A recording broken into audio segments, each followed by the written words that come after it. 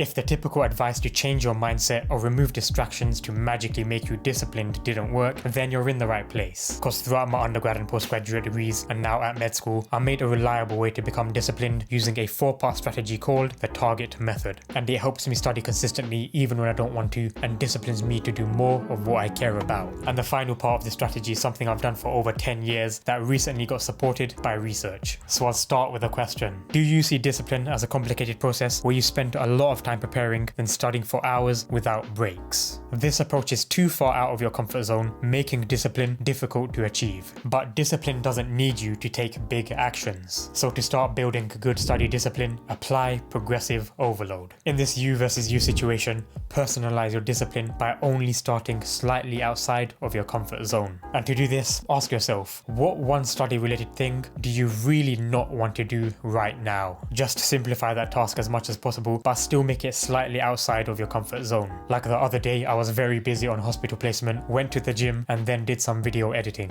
And I hadn't started studying and I didn't really want to. And I thought about exactly what I didn't want to do, and those were my flashcard questions. So I told myself I'd only do half of them, and then I got to them straight away so that I didn't spend more time thinking. And after I got through that initial uncomfortable resistance, I ended up going through all of them. And I went even more out of my comfort zone because I studied a topic beyond those flashcards for another 30 minutes. So for you, this could be making yourself study for 30 minutes, then getting slightly more out of your comfort zone by spending 15 minutes doing more questions. Just like increasing weights at the gym, this expands your comfort zone, making the next difficult thing to study for an hour or finish your essay. But there's still the problem of maintaining good discipline, so I have another question. How much progress have you made towards your goals over the past month in this new year? You either realize that you didn't spend much time working towards your goals, or that you have made some progress. But knowing either of them doesn't really maintain discipline, because it won't clearly quantify how good or how bad things are going.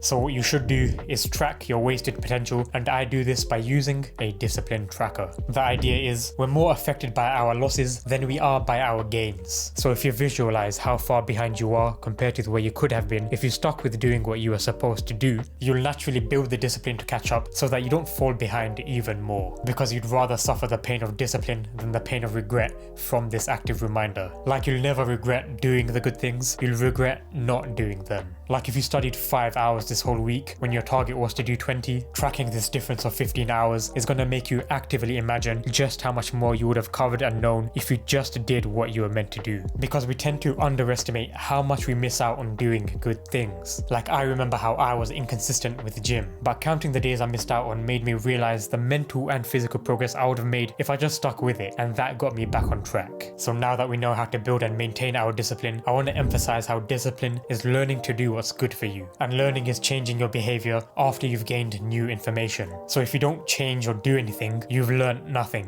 And something that can help you take action from advice is our quick sponsor of the video, Shortform, the best platform for detailed book guides that helps you learn the key ideas from books and puts them into action. Because Shortform doesn't just summarize books. Like even though I've read Atomic Habits before, I used Shortform for a 10-minute overview and had a deeper look at the guide for key takeaways. And Shortform has interactive exercises that integrates the main ideas of books into something you can use in your daily life. Like this exercise focused on my habits and how I can make immediate changes to improve, so that I could get closer to the type of person I want to become. And there's books for everyone, because Shortform covers books in productivity, philosophy, finance, and more, with new guides added every week. And new features are regularly added, like the Shortform AI extension generates summaries for basically anything, from news articles to even YouTube videos. So visit my link shortform.com/Salim for a free trial of unlimited access and an additional 20% discounted annual subscription, giving you access to thousands of book guides for less than the price of one book a month. Now the next point, something I've done for over a decade that's recently been backed by research, and it goes against the idea of how other people say to just do what you enjoy or make it fun. And look, we both know that there's always something you have to do that you can't get motivated for. And also think of any successful person. Do you think they got to where they are now by only doing what they enjoy? No. For me, there's been times where I didn't want to practice the piano or go to the gym, but I still made myself go. And surprisingly, it's actually good that sometimes I don't want to do these things, because scientists found an area of the brain involved in willpower or discipline called the anterior mid-cingulate cortex. This area seems to grow more when you do the good things that you don't want to do, and that growth makes your discipline even stronger. So to get on with these things, imagine this. If you had a clone that does anything you said without complaint, how much more would your clone do compared to you? Chances are a lot more, but unfortunately,